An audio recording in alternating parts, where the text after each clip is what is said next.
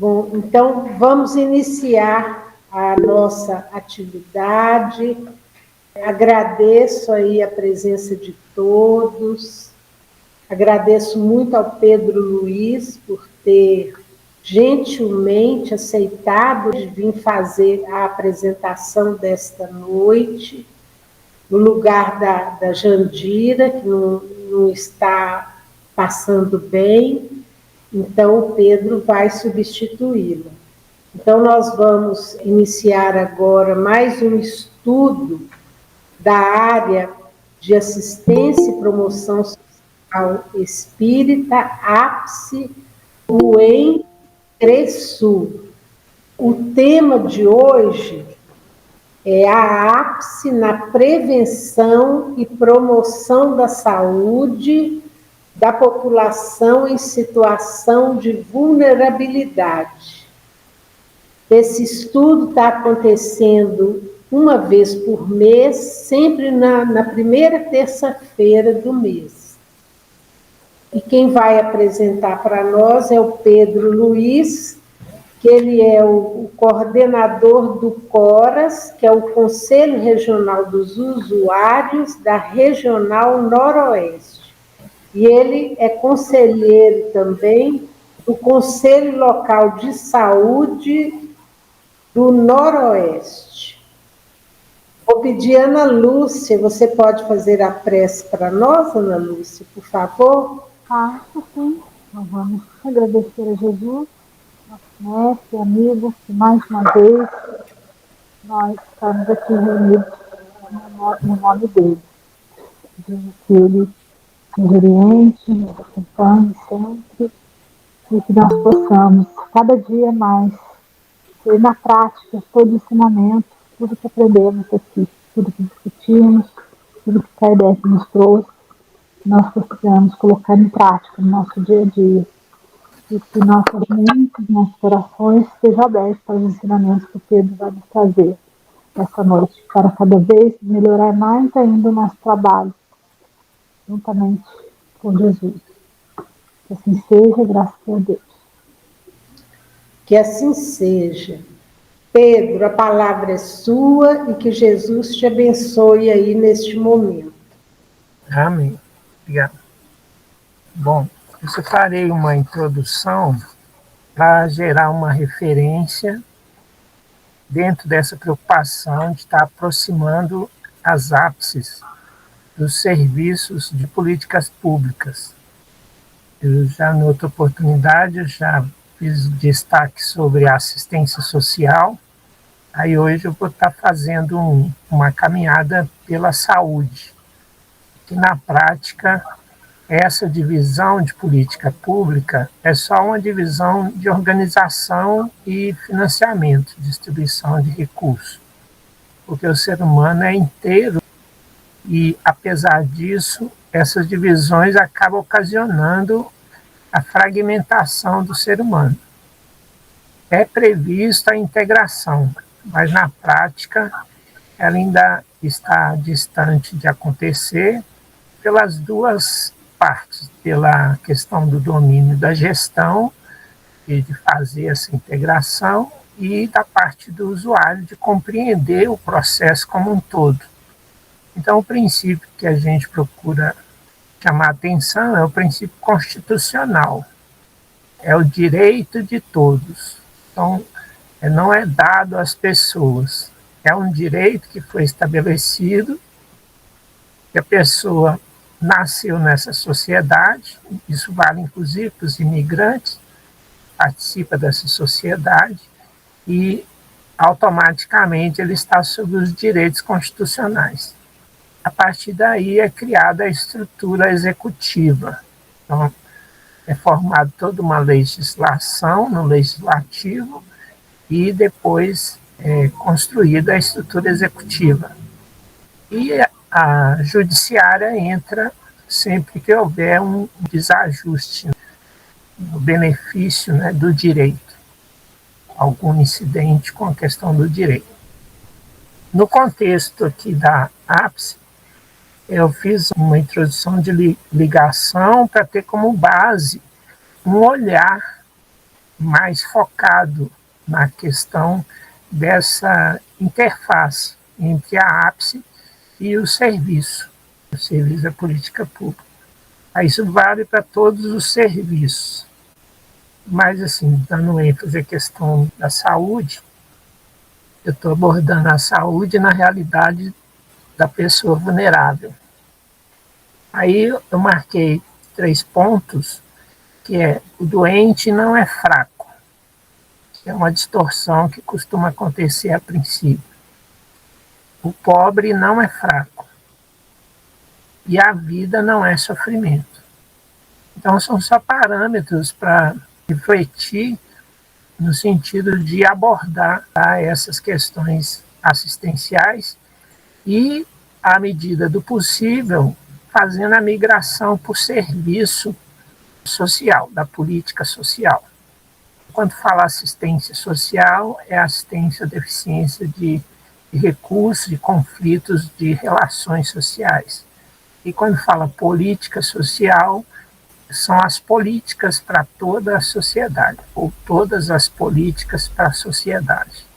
Então, é política social a saúde, é política social o transporte, é política social os vários efeitos produzidos pelo executivo. E existe uma das políticas sociais, que é a política de assistência social. A assistência social tem o diferencial de ser a política social próxima, com atenção ao indivíduo. E ela tem uma característica diferenciada por ser uma política que atua na raiz do indivíduo. Ou seja, se o indivíduo estiver surgindo no planeta, a primeira assistência que ele teria é a de assistência social, ou seja, de ser assistido para se integrar no processo social. Aí teorizando o indivíduo saudável e com os recursos prontos para ser entregues para ele. Esse aqui é o princípio constitucional. Agora, como a gente está com o carro andando, com o bonde andando, a Constituição já veio dentro de um processo civilizatório. Então, nós estamos com a referência na Constituição de 88, e que propõe que as pessoas sejam mais participativas. Aí, via de mão dupla, ou seja, o governo atua nas pessoas e as pessoas atuam no governo. Entenda como governo é só um gerente da aplicação da Constituição. E dentro da ideia de democracia, é o povo que manda.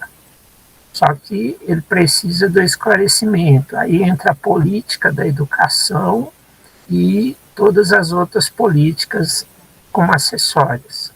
A educação é para que, no mínimo, a pessoa tenha uma noção de como funciona a estrutura toda. Ele precisa ser o tal do letrado. Além do alfabetizado, o letrado. Às vezes a pessoa é letrada sem ser alfabetizada, ou seja, ela compreende a política social, sem precisar ler alguma coisa, só de conversa com as pessoas. Mas como o esforço é maior, foi criada a escola para poder acelerar esse processo. Bom, continuando esse momento, reforçando esse aspecto, a vida não é sofrimento. Aí eu estou ressaltando, basta vincular a vida ao processo da criação divina. Então, do ponto de vista do plano divino, nós não temos motivos para ter o sofrimento, mas nós temos uma percepção de sofrimento. Então, é preciso estar compreendendo isso. Então, estamos em exercício de transformação. Existe sorriso ou risada nervosa ou desconfortável, assim como existe o choro de alegria ou felicidade, só para dizer as aparentes contradições. Vulnerável e doença é a deficiência mais aprofundada da consciência, do porquê estamos encarnados. Então, do ponto de vista espírita, ou do espírito, nós não temos problema. Nós chegamos com todos os recursos, todos os equipamentos para estar atuando no processo encarnatório. Aí a gente só modela uma estrutura de experienciações para que a gente consiga fazer o nosso processo evolutivo. Então, assim, é como até é muito dito, que é você que escolhe a sua construção de transformação.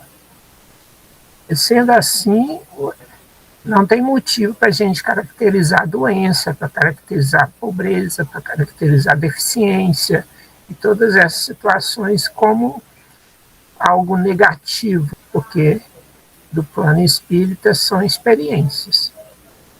Temos apenas momentos ignorantes de nossa realidade, que pode durar minutos e até segundos, mas também toda uma vida. Tem as pessoas que não conseguem o processo do despertar. O povo da ápice, aí a minha visão, o povo da ápice são médiuns que intermediam o consolador para o vulnerável, para que o vulnerável se perceba forte, facilitando o seu processo de transformação. Então, o ápice, eu vejo que não é para fazer nada, é só para facilitar o processo. Então, aí existe a materialidade, pelas doações, ou alguma coisa, como a produção, geração de recursos materiais, para abastecer o que se entende que a pessoa está necessitando. Mas, às vezes, nem sempre a pessoa está precisando de alguma coisa material, mesmo ela se mostrando com deficiência em materialidade. E que ela é forte, voltando ao princípio anterior, ela é forte. Ela só está com uma desorganização de realidade. Aí é preciso fazer esse despertar. Às vezes é uma cesta básica, às vezes é não dar a cesta básica e fazer um esclarecimento para que a pessoa consiga se posicionar na realidade dela. Aí vai uma sugestão, faça de conta que você é um espírito e incorpore na realidade do assistido. Assim terá mais clareza do que de fato ambos necessitam. Lembrando que também na estrutura espírita chama a atenção de que o necessitado são os dois, quem assiste e quem é assistido. A questão é de perspectiva e de clareza da realidade de cada um. O corpo apenas nos limita para não exagerarmos nas doses de manifestação. Então, assim, se eu me percebo com poderes, eu não tenho que usar meus poderes de uma forma aleatória e desorganizada. Eu preciso conduzir ele de uma forma coerente com o processo de transformação. Daí a gente vive, aí busca um pouco na filosofia grega, que chama a atenção da paixão e da razão. Então, a paixão como propulsão, como força. A paixão não quer dizer essa relação amorosa, é a relação de transformação, que ela pode manifestar de várias formas. Então, aí nesse sentido, ela não tem medida. A paixão é para transformar, é força propulsora. E a razão é que vai estar conduzindo a coordenação dessa força. Aí a gente tem um recurso, inclusive na questão da política pública, é que a política ela não tem sentimento. A política é uma negociação de interesses. Mas quando você acrescenta na política a ética no sentido universal, não de um pequeno grupo, um combinado do grupo, que a gente chama de moral. A moral do Brasil é diferente da moral do Japão, mas a ética é da humanidade. Então, quando a gente tempera a política com a ética, a gente faz transformações humanas. Então, reconhece o outro o tempo todo, por identidade. De certa forma, isso passa por dentro do processo da empatia. Essa seria a plataforma da questão da saúde em relação ao vulnerável da assistência social.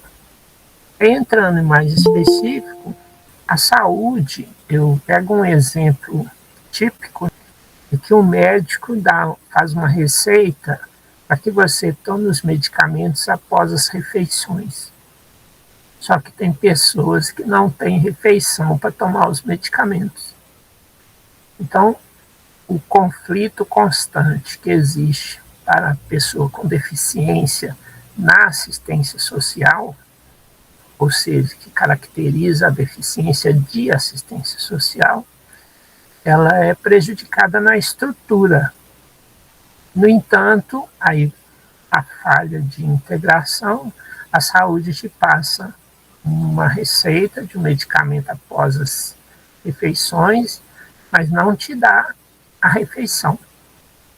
Inclusive, na própria saúde existe nutricionista, já falando da política do Brasil.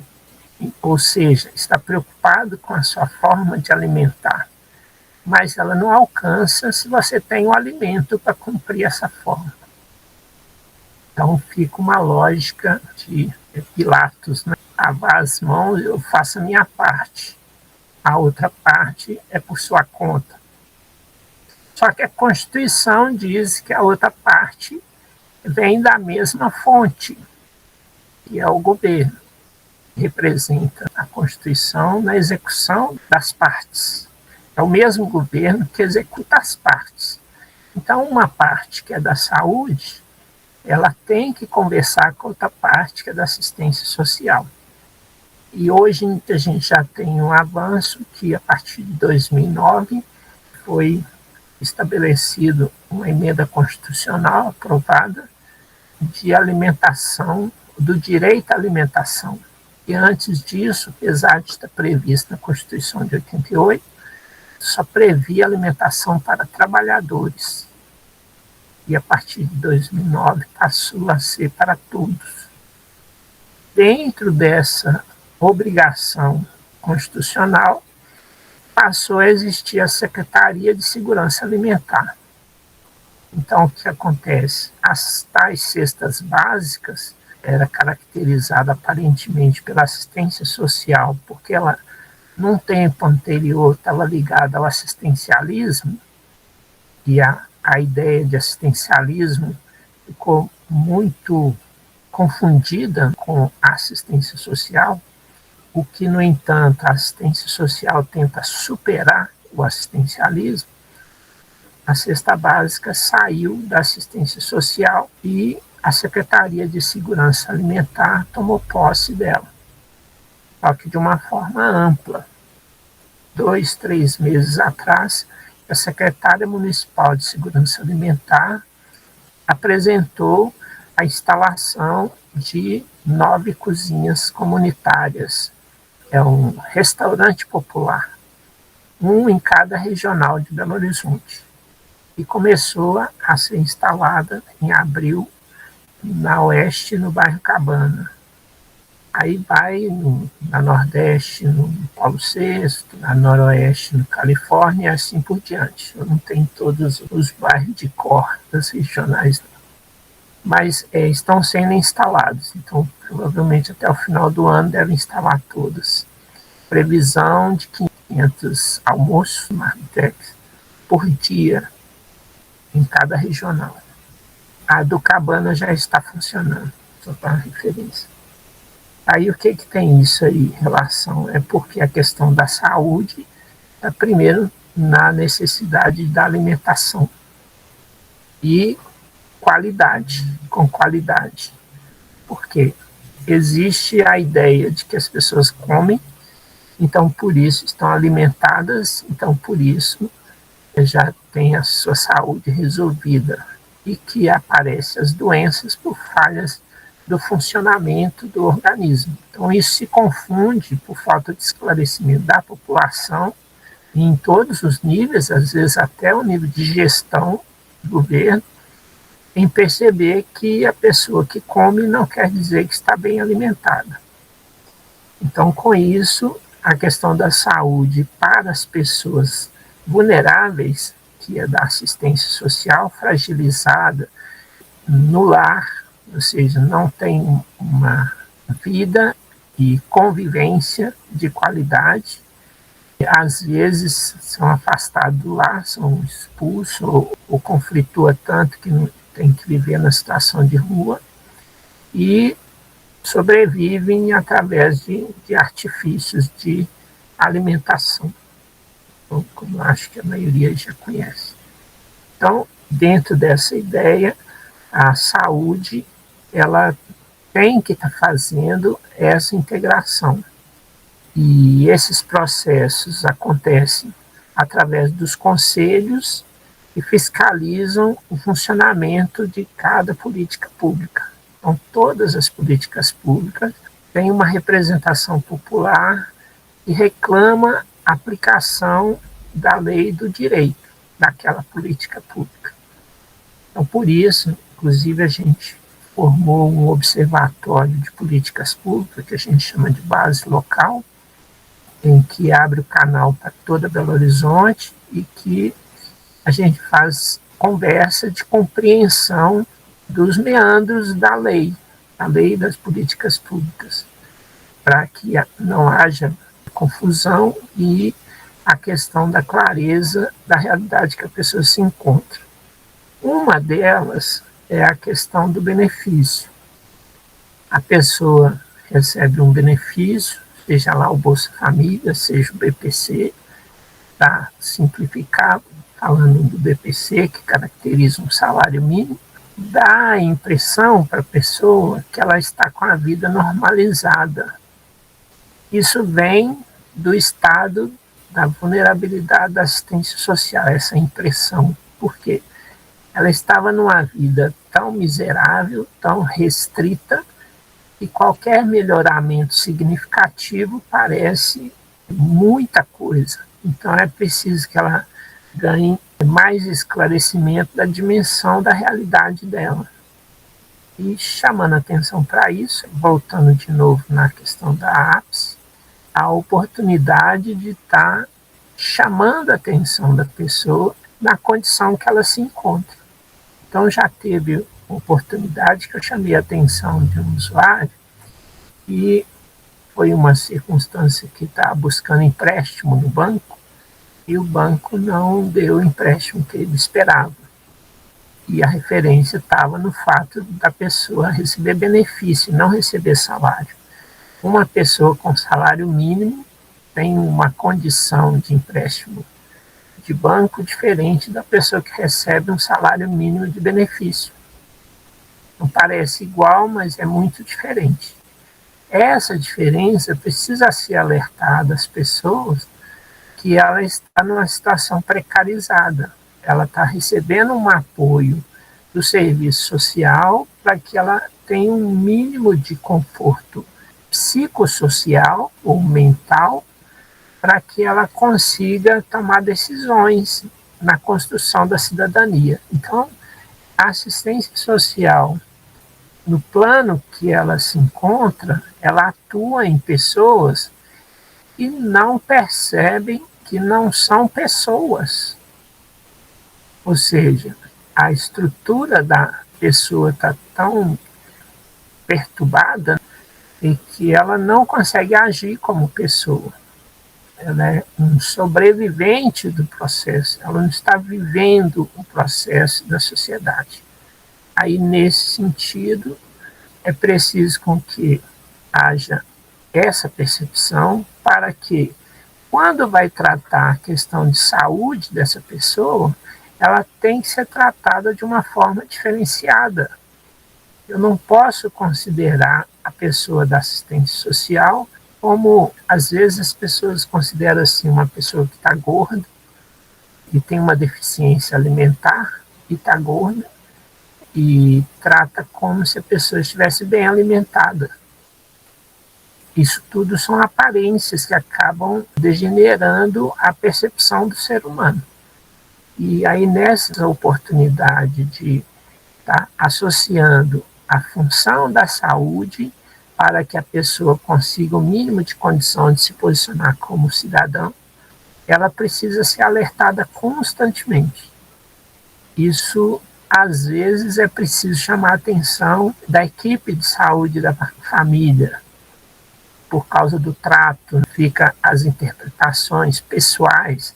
Às vezes tem os processos, protocolos de atenção, mas a pessoa funcionária, ela às vezes toma frente e deixa de ser o representante daquele protocolo e passa a fazer uma receita própria. Aí começa a decidir da cabeça da pessoa, sendo que já existe um sistema organizado para tentar atingir a necessidade para a pessoa suprir. Então, quando a pessoa está com benefício social, ela está debilitada socialmente. Ela precisa ser tratada na situação de deficiência e fazer a promoção da pessoa, a promoção social, para que ela consiga alcançar o nível da cidadania. Aí, para isso, é preciso os elementos da nutrição, da alimentação, da dita saúde, que hoje a alimentação ficou em destaque em relação à saúde, e, no entanto, ela é a base mínima para ter a condição de saúde. E a outra questão associada à saúde é o fato que a gente tem um histórico de doença. Então, a questão da doença, ela é mais lucrativa. E a invenção do SUS foi por economia. Não foi necessariamente preocupado com as pessoas. É um processo de economia que estava dando prejuízo, levar as pessoas para os hospitais, os operários, principalmente, que há uns 40 anos atrás era só trabalhador que tinha valor. Detalhe, como a mulher não era trabalhadora, ela também estava fora dos valores sociais. Já visto que 50 anos atrás não podia nem votar. Então, o que acontece é um processo econômico. Nós, seres humanos, é que provocamos o reclame de humanização nesse processo econômico. Então, por isso a importância dos conselhos de política pública, que eles têm que ter seres humanos articulando constantemente, pensando sobre aquilo, sobre aquela realidade. Está faltando medicamento no centro de saúde, o que eu faço? O funcionário não pode falar que você compre numa farmácia particular, porque isso é irregular, tecnicamente é até crime. Com isso, há uma tendência ou da pessoa não tomar o medicamento, ou pedir emprestado para o vizinho, ou gastar o que não tem para comprar o medicamento, seguindo aquele momento de gravidade da situação de saúde. Então, essa situação fica mais agravada quando a pessoa está na vulnerabilidade, porque ela não tem as referências de cidadania. Então, ela não consegue tomar decisões construtivas. Ela segue uma sugestão daqui, dali, da experiência do chá. Eu sou defensor da fitoterapia, dos chás, das ervas, mas eles têm limites. É uma prática complementar. Apesar de muitos medicamentos alopáticos serem de substâncias de plantas, ou sintetizados a partir de plantas, existe um avanço nas tecnologias medicamentosas, justamente para colocar a pessoa no estado de saúde mais rapidamente. E a pessoa vulnerável, ela não consegue acompanhar essa cultura, essa estrutura que pressupõe uma pessoa esclarecida lá no começo da minha fala, da Constituição, que garantiu a educação para que a pessoa tenha clareza de decisão. E a pessoa vulnerável, a maioria não passou pelo processo de educação de uma forma mínima porque apesar de toda a deficiência da política pública da educação, ela tem uma contribuição significativa. E quem não passou por ela está com um prejuízo já estrutural.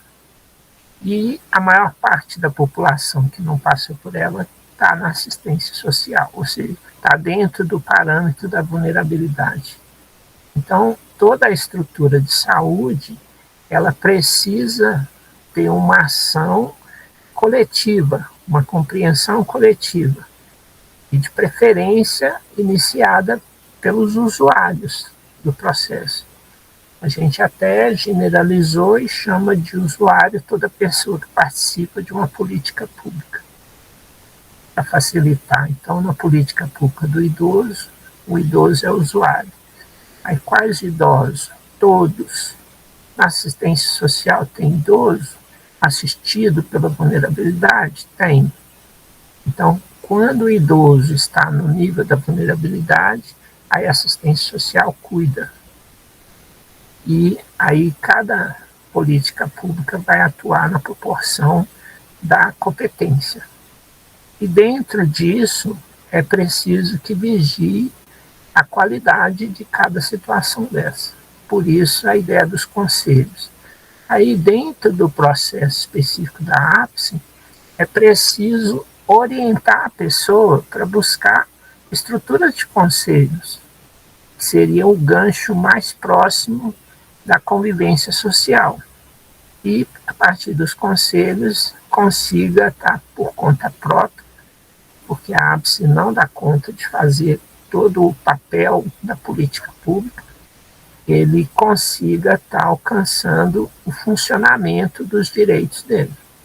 Aí que é a questão dos gestores, que na assistência social, popularizado como CRAS. Então, as estruturas de CRAS é a parte do executivo que absorve o problema de estruturação, na sua maioria, porque tem gente que fica sem certidão de nascimento até 20 anos, tem gente com 30 anos e tudo mais. Às vezes ocorre um conflito, uma mãe está sem certidão de nascimento, vai se resolvendo pela vida, aí passa a ter um filho e não pode registrar o filho porque ela não é registrada. Então, assim, o fato de colocar as pessoas fora da conjuntura da cidadania faz com que elas fiquem debilitadas para fazer as escolhas.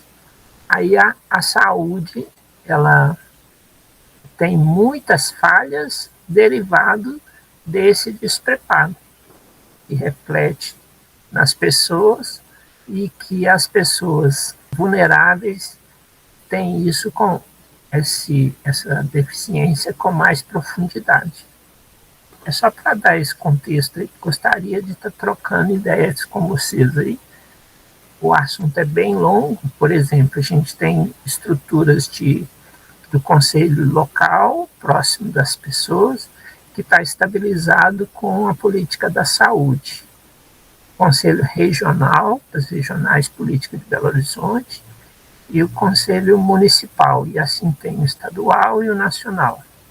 Essas instâncias é o nível de problema, mas só que é preciso que as pessoas compreendam o conjunto para associar a construção da solução. Porque, por exemplo, uma ambulância é conversado no plano do estadual, mas ela alcança uma pessoa e leva para o hospital, na necessidade dela.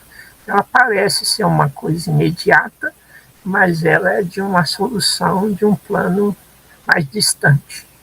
Assim como tem os medicamentos de alto custo e que as pessoas vulneráveis costumam não tomar, porque existe lacunas de atendimento, apesar de que existe o terceiro poder, que é o judiciário, que consegue o cheque para ela comprar o medicamento. Só que ela tem que manifestar. A justiça não é proativa, ela é passiva frente ao Estado de Direito. Ou seja, se você é agredido e não comunicar nada, não aconteceu a agressão. Não existe aquela agressão. É preciso que você comunique. Aí, nesse sentido, as apps colaboram muito em estar despertando a pessoa que tem alguma coisa irregular. Não precisa ter o domínio, inclusive para não haver desvio de objetivo, né, das casas espíritas, porque senão vai virar um centro de referência de atendimento de necessidades de políticas públicas, de pelo menos chamar a atenção para as pessoas que têm alguma coisa irregular. Aí existem as estruturas para fazer isso. É essa ponte que eu venho colaborando, a Jandira também, várias outras pessoas, vêm colaborando para que o trabalho que as apps já fazem, né, e às vezes com ação mesmo direta, é que ele seja estendido até a política pública. E aí vai ficar mais fácil o trabalho das apps e vai ser mais objetivo no sentido de estabelecer a cidadania para as pessoas. Aí vai sobrar o tempo da espiritualidade para as pessoas que estão inquietas com os problemas do dia a dia. Eu acho que esse é o objetivo final da contribuição das apps para as casas espíritas. Tá bom para a gente começar. Quem quiser perguntar, vamos divertir com a ideia. O Pedro, em relação aos restaurantes populares que você disse que estão sendo construídos nas regionais, como será esse funcionamento? Porque os restaurantes que existem hoje, quando chega uma pessoa em situação de rua, que não tem condições de pagar o preço que é cobrado, eles fornecem esta refeição gratuitamente? Toda a população em situação de rua, ela é cadastrada, aí ela tem uma credencial em que a própria carteira de identidade da pessoa, quando é apresentada no restaurante, já tem o cadastro lá da liberação, da isenção, ou seja, não paga nada a situação de rua. E outros casos específicos que também fiquem isentos. Sim. Eu pergunto isso porque esse fim de semana um morador de rua me abordou pedindo dinheiro para ele pagar o almoço, que ele estava com fome. E eu perguntei, mas escuta, e o restaurante popular que tem perto? Por que você não vai buscar o restaurante para fazer sua refeição? Aí eles não dão almoço para a gente, não. Ele, assim, desconsiderou, sabe? Falou que eles não dão refeição para ele, não, porque ele não tem documento. Aí, quando a pessoa não tem documento, a assistência social providencia os documentos. Aí, quer dizer, ela tem, então, que passar primeiro aí pela assistente social, né?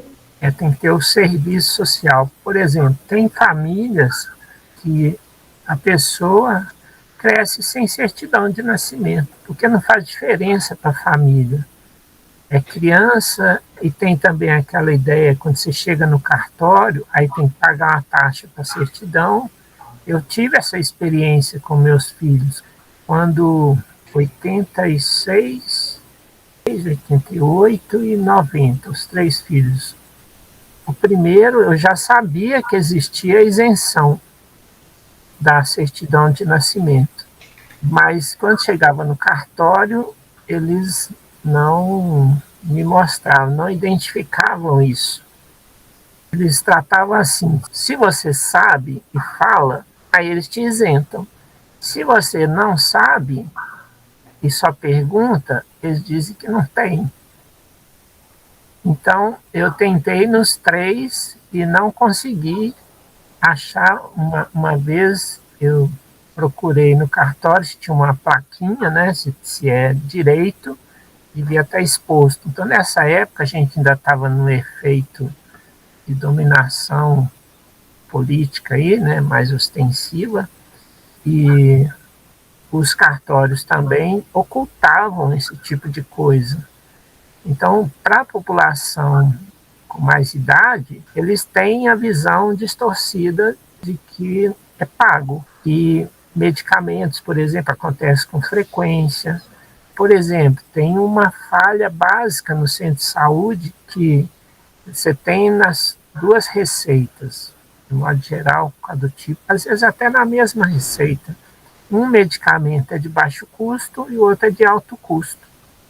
O de baixo custo ele é fornecido no centro de saúde. Por uma questão de distribuição de orçamento, ficou estabelecido que a farmácia do centro de saúde municipal, é a mesma farmácia da saúde do estadual. Só que os medicamentos a partir de R$ 150 mais ou menos, eles são chamados de alto custo.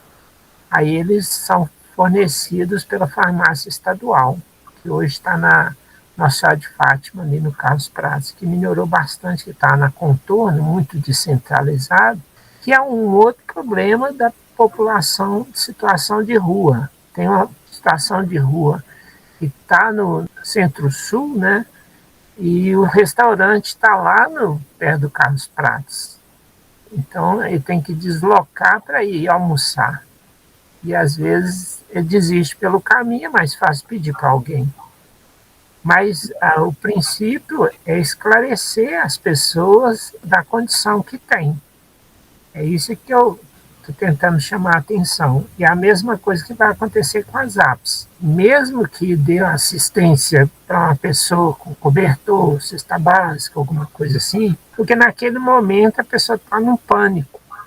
Então pode ser que ela precise daquela situação.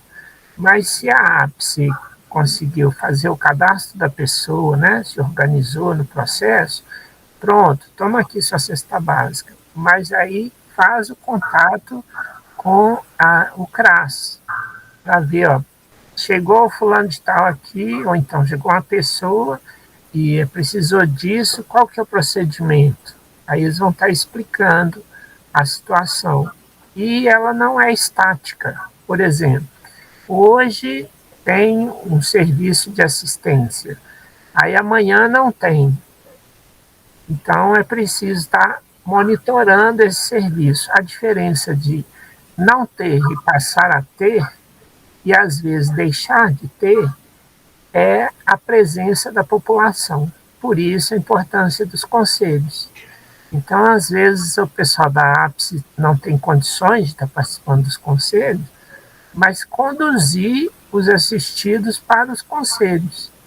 Porque nos conselhos vão encontrar a pessoa que está com cesta básica, tem gente que recebe tratamento na residência, por circunstância da patologia que a pessoa tem. Tem gente que é removido da residência e é encaminhado para a internação.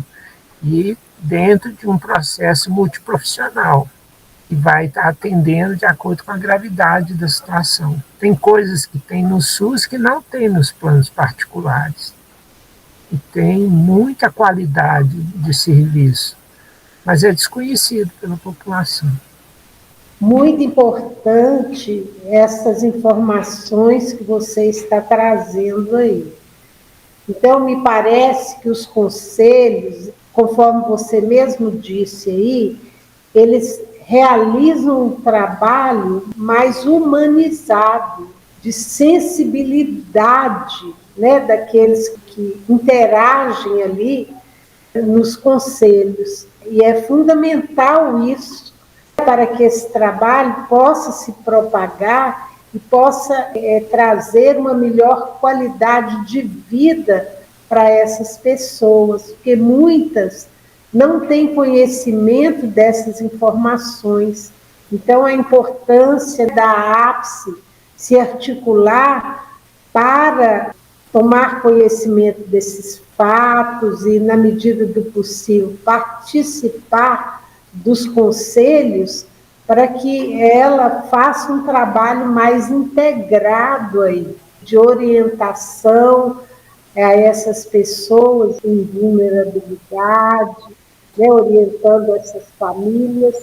e fazer esses encaminhamentos de maneira mais adequada, de uma forma mais humanizada, mais sensível, atendendo à real necessidade do indivíduo. Não é isso? E eu queria sugerir o seguinte: a gente tem a visão da pessoa vulnerável com deficiência financeira, alguma coisa estrutural. Mas é interessante que o SUS, a saúde, ela é universal, é direito de todos. Então, para colaborar, vamos supor, eu tenho uma condição de vida mais ou menos, aí eu não preciso usar o SUS na cabeça de uma pessoa, né?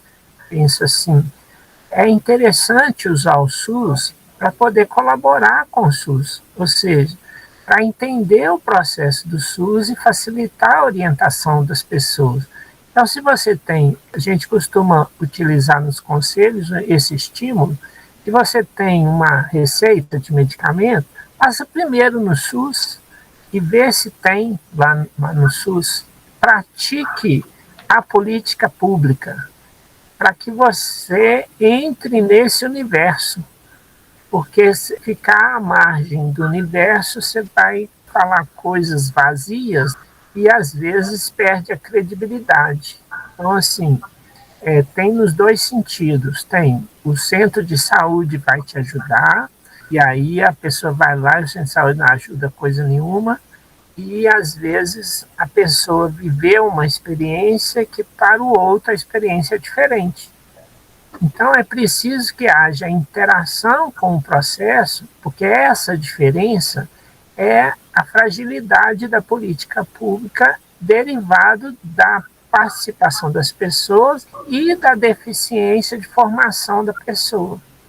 Então, que a pessoa é despreparada para aquela situação. Então, você senta num conselho de saúde, uma pessoa fala assim, ótimo, o centro de saúde é ótimo, fui bem atendido, a ACS me orienta muito bem, o médico trata muito bem, eu consigo os remédios tudo bem, e sentada do lado de uma outra pessoa que eu fui mal atendido e não recebo medicamento e os médicos não estão me tratando de forma devida.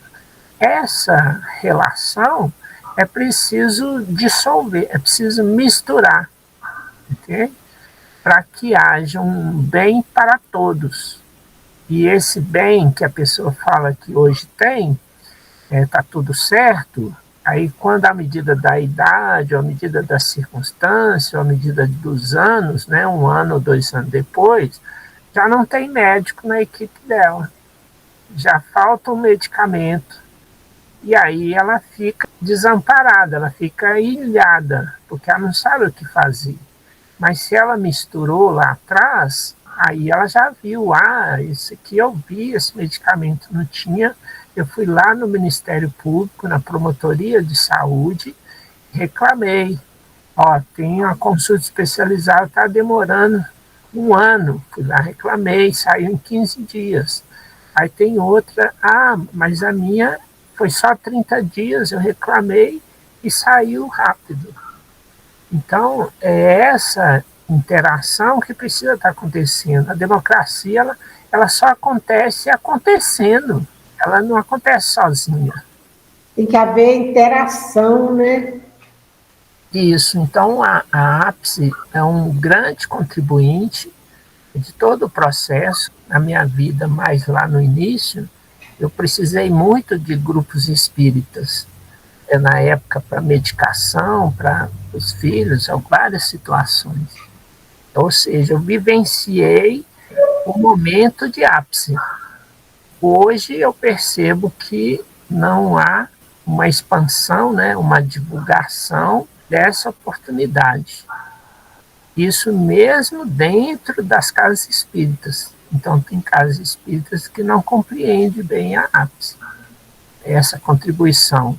Às vezes, ocorre de alguma casa espírita usar dessa vulnerabilidade para manter a pessoa dentro da religião. Isso é da cabeça da pessoa, não quer dizer da estrutura da FEB, não tem essa orientação. Mas a pessoa constrói isso pelo imediatismo. Então, precisamos ajudar as pessoas, aí precisamos trazer as pessoas para a casa espírita, aí vamos usar de um artifício.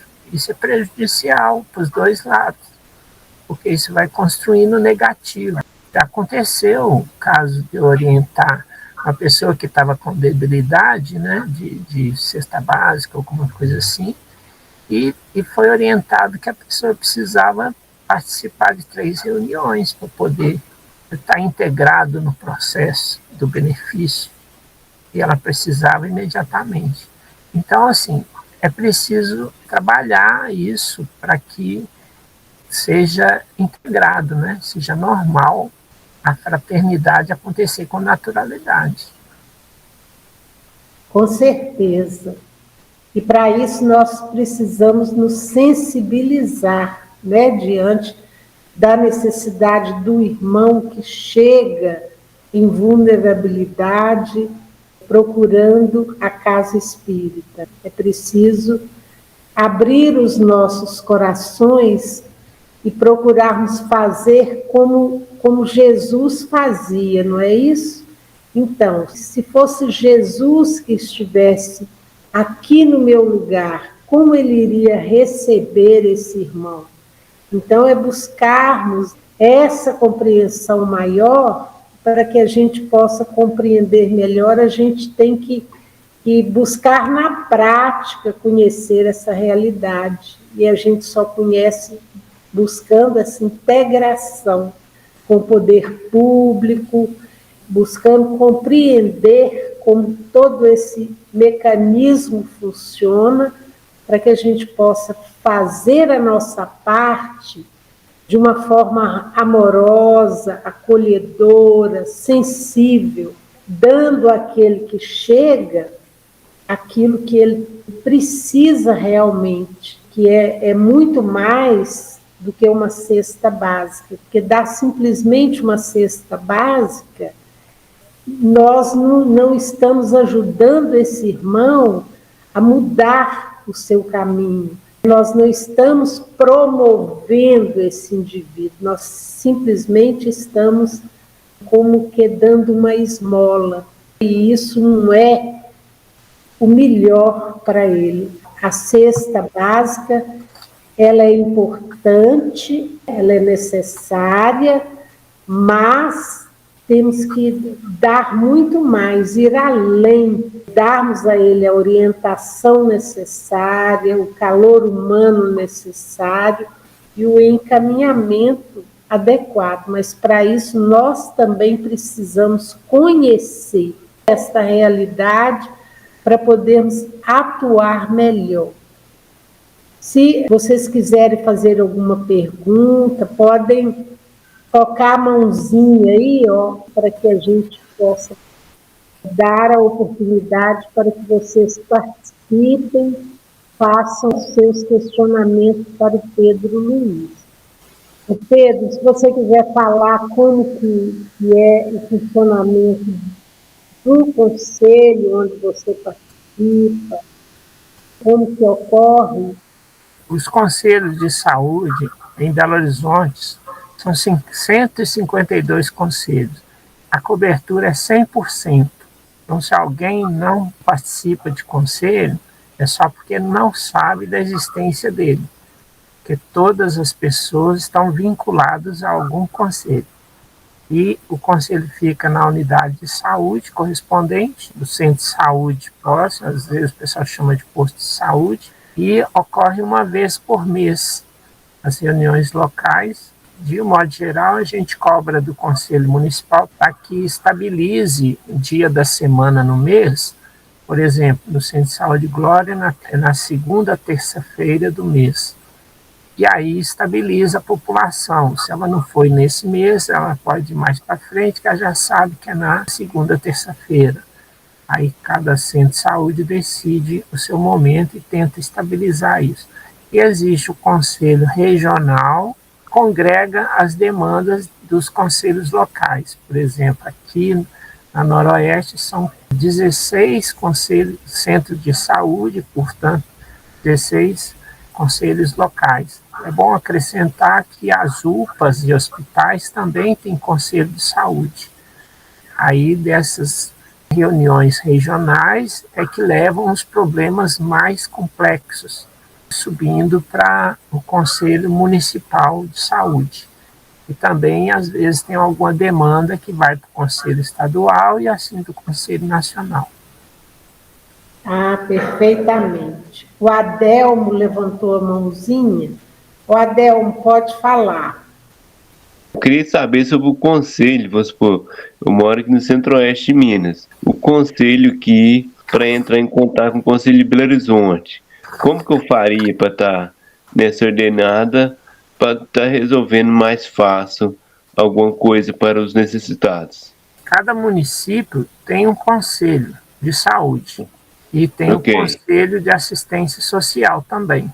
Isso. Então, a lógica do interior, porque aqui em Belo Horizonte, como é grande, foi dividida nas regionais. A maioria da cidade do interior não tem regional, né? Apesar de que Neves aqui tem 3 regionais, mas no interior quem cuida é diretamente o Conselho Municipal.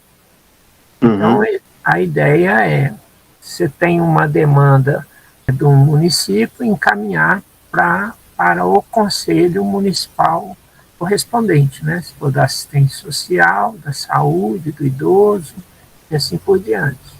A questão de conversar com Belo Horizonte também orienta, e a gente, às vezes a gente tem nesse observatório de políticas públicas, a gente conversa com o pessoal de Uberlândia, de Ubá, de São João del Rei, de cidades vizinhas, que existe o que ocorre aqui, às vezes, num bairro ou outro, ou numa regional ou outra, a deficiência do serviço. O importante é buscar a raiz do direito constitucional. Então, quando não ficar muito claro o direito na sua região, no seu município, procura a promotoria de justiça, que também é distribuído em regionais. Aí o pessoal vai estar orientando. Mas o ideal é que se consiga interagir com o gestor, com o executivo, com a prefeitura, com a secretaria e com o conselho. Porque se der essa solução nesse nível, a população vai tendo melhorias coletivas. Porque se a gente tratar só, vou processar a secretaria, vou processar isso, aquilo, eu resolvo o meu problema e as 10 mil, 20 mil pessoas que estão envolvidas não conseguem receber resultado disso. O certo é procurar a promotoria da saúde. Quando o executivo não está dando resposta. Ou quando ele se ele der uma resposta negativa de um direito, aí é líquido e certo. Se você chegar no judiciário, esse direito é resolvido. Só acrescentar o fato de cidades do interior, existe um convênio com a Secretaria de Saúde do interior com a Secretaria de Saúde da capital. Porque tem alguns tratamentos que não ocorrem nem nas regionais de Minas Gerais. Minas Gerais é dividido em regionais e que as cidades levam tudo para aquela central da regional. Aí algumas situações não dão conta de resolver no interior. Então já existe um convênio com a Secretaria de Saúde e quem faz essa ponte é a Secretaria Estadual de Saúde. Então é preciso estar próximo disso para compreender essa mecânica. Aí você vai encontrar a solução para tudo. Justo. A gente pode procurar a Secretaria de Saúde do Estado, em caso que não dê resultado do município. Exatamente. Então, certo. E você pode conseguir comunicação só por telefone. No site da Secretaria do Estado você tem os telefones, tem acho que é 162, que é tipo a ouvidoria do Estado de Minas Gerais, onde você faz as reclamações. A cidade tal não está atendendo determinada situação. Estou numa situação de um paciente que precisa fazer um tratamento e o médico orientou que só podia ser na capital. Então, aí a prefeitura não quer liberar o carro, não quer liberar o recurso. essas coisas politiqueiras que acontecem muito no interior também. Certo. Aí esse 162 você entra em contato com o pessoal da É ouvidoria. ouvidoria. Isso, ouvidoria é uma espécie de polícia do executivo. Sei. E ela tem poder de questionar qualquer funcionamento e o executivo é obrigado a responder. Certo. Foi De bem novo, claro. é só reforçando que é praticar esse processo, entendeu? E quanto mais praticar no sentido expansivo, não pegar só o momento do problema, só a questão específica. Por exemplo, se você for conversar com a Secretaria de Saúde para um problema de transporte, aproveita e pergunta sobre um problema de cirurgia, sobre um problema de serviço, sobre um problema de funcionamento, como que está funcionando a saúde no município. Isso. Então, assim, aproveita os momentos para clarear mais um pouco. Aí, com o tempo, vai dominando. Certo. Nesse caso, eu entro em contato com eles. Isso mesmo. Na internet, você encontra todos os telefones. Certo. Tanto do legislativo, quanto do executivo, quanto do judiciário. Por exemplo, se você quer saber onde tem uma defensoria pública em Varginha, ou perto de Varginha, aí você vai no site, lá tem o endereço de onde que é. Não tem em Varginha, a unidade é na cidade vizinha. Aí eles têm endereço, telefone, e-mail, essas coisas assim. Hoje, com o sistema eletrônico no serviço judiciário e tanto no executivo, já resolve muita coisa pela internet. Isso, facilita bastante. À medida que a gente vai praticando, vai ficando cada vez mais fácil. Ah, com certeza. Muito obrigado, Pedro, pelo esclarecimento. E eu que agradeço. Nós precisamos de pessoas mais esclarecidas. Isso. O Pedro Luiz, o Antônio está perguntando no chat a estrutura do programa de orientação da APSE para adultos e crianças na abordagem espírita também contribui na prevenção ao suicídio, combate ao aborto, eutanásia e uso de drogas. O SUAS realiza algum tipo de serviço para atender essas finalidades? Existe uma integração, quando os processos são mais graves, a integração acontece mais um pouco. A integração deveria estar acontecendo desde aquele exemplo que eu dei, uma receita para depois do almoço e a pessoa não tem almoço, já deveria estar resolvendo ali. Um medicamento que não tem, está faltando na farmácia, tinha que dar um vale-refeição, igual vale-refeição, vale-medicamento para pegar na farmácia comercial, ou seja, devia resolver ali. Mas na prática, as situações mais graves é que acontece esse tipo de integração, porque a coisa também deve ficar tão gritante que a pessoa tem que dar uma solução. E está prevista a solução integrada. Então, esses casos, quando você tem algum distúrbio, por exemplo, de suicídio, o centro de saúde costuma alcançar um tratamento de saúde mental. Às vezes, a causa aparece de um conflito familiar e a assistência social que percebe quando está interagindo na família, como é que estão as coisas, porque a assistência social ela trata dos conflitos familiares. A questão do psicológico, da questão da saúde mental, trata mais do indivíduo. Então, elas são muito parecidas nesse momento. Então, ora, a assistência social, ela está tratando do uso de drogas, por exemplo, ou pelo efeito das drogas no desequilíbrio da família. E existe a saúde que trata no sentido tanto da contenção, né, da crise, alguma coisa assim, do uso, dose exagerada, sei lá, alguma coisa assim, até a possibilidade de tratamento. Existe uma secretaria específica, que é um anexo da saúde, que é específico para droga e álcool, e que é tratado de forma diferenciada, tem um recurso próprio, tem um conselho próprio.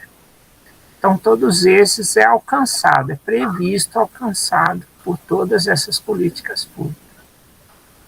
Ok. Muito obrigada, Pedro, pelos seus esclarecimentos. Eu tenho certeza que todos aqui estamos agradecidos a você por trazer tanta informação.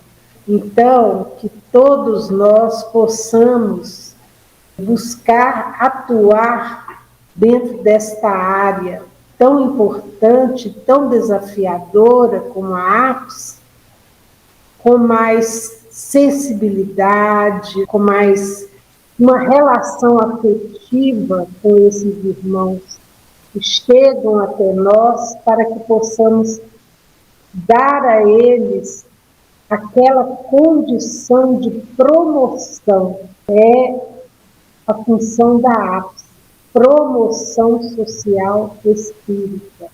E para isso nós precisamos nos integrar nesse trabalho tão importante que é realizado aí pelo poder público, pelas ruas, por essas políticas aí. Então, e aí a importância de buscarmos também os conselhos para que possamos dar a esses irmãos uma condição melhor, uma orientação adequada para que eles possam buscar os recursos a que eles têm direito. A que eles têm direito, quando não são bem assistidos, ficam muitas vezes a desejar. Então, quero rogar a Jesus, aos bons espíritos que nos assistem aqui, acompanham a cada um de nós, para iluminar os nossos corações, que possamos estar todos aqui numa mesma sintonia de paz, de esperança, e que todos os lares aqui representados possam ser abençoados e amparados, para que possamos dar continuidade aos nossos trabalhos com muita harmonia, com muito amor e muita paz. Que Jesus possa estar presente no coração de todos nós.